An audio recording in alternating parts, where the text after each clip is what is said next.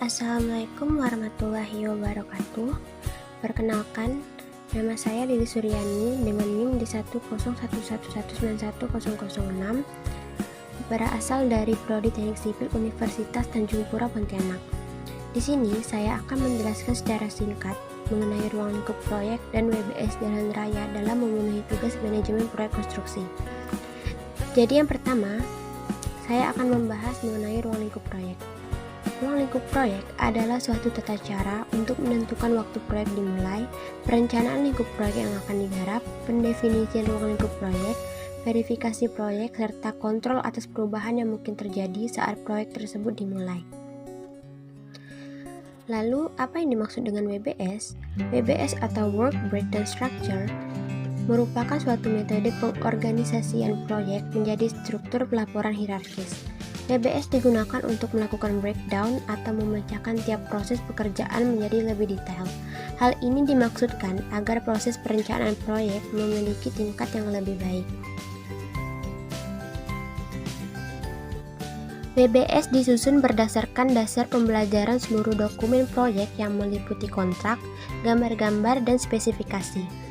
Proyek kemudian diuraikan menjadi bagian-bagian dengan mengikuti pola struktur dan hierarki tertentu menjadi item-item pekerjaan yang cukup terperinci. Pada dasarnya, WBS merupakan suatu daftar yang bersifat top-down secara hierarki, menerangkan komponen-komponen yang harus dibangun dan pekerjaan yang berkaitan dengannya. Model WBS memberikan beberapa keuntungan antara lain. Yang pertama, memberikan daftar pekerjaan yang harus diselesaikan. Lalu yang kedua, memberikan dasar untuk mengestimasi, mengalokasi sumber daya, menyusun jadwal dan menghitung biaya. Lalu yang terakhir yaitu mendorong untuk mempertimbangkan secara lebih serius sebelum membangun suatu proyek.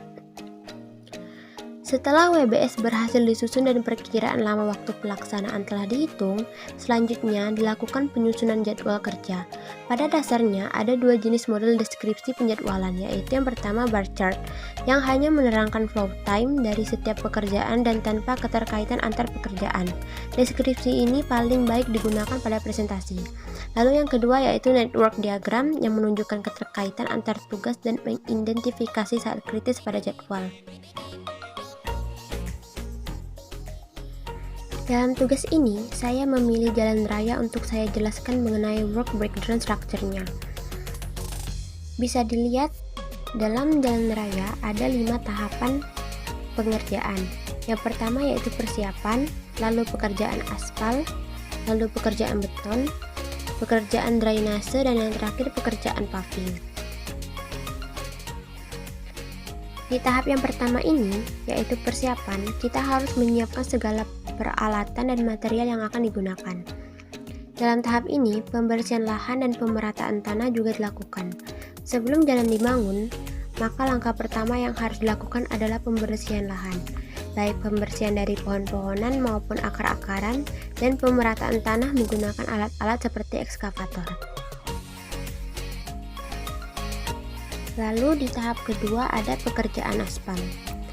Dapat dilihat di sini ada beberapa tahap pengerjaan dalam pekerjaan aspal, yaitu yang pertama pekerjaan urugan pasir, lalu lapisan permukaan makadam, lalu pekerjaan prime coat, lalu pekerjaan batu tepi, dan yang terakhir adalah pekerjaan urugan pasir. Di tahap ketiga yaitu pekerjaan beton, ada 3 tahap pengerjaan yang harus dilakukan, yaitu yang pertama pekerjaan backcasting, kedua memasang wire mesh M6, dan yang terakhir adalah beton ready mix K250. Di tahap keempat yaitu pekerjaan drainase, di sini kita ada 4 tahap pengerjaan. Yang pertama yaitu pekerjaan galian, lalu yang kedua adalah pekerjaan beton siklop, ketiga pekerjaan bius beton, dan keempat pekerjaan acian. Lalu di tahap kelima yaitu pekerjaan paving atau bisa kita sebut dengan finishing, memiliki 3 tahapan pengerjaan, yaitu yang pertama urugan pasir, lalu pasang paving K200, lalu pasang kanstin mutu K200. Baik, sekian penjelasan dari saya. Kurang lebihnya saya mohon dimaafkan, dan terima kasih telah menonton video ini.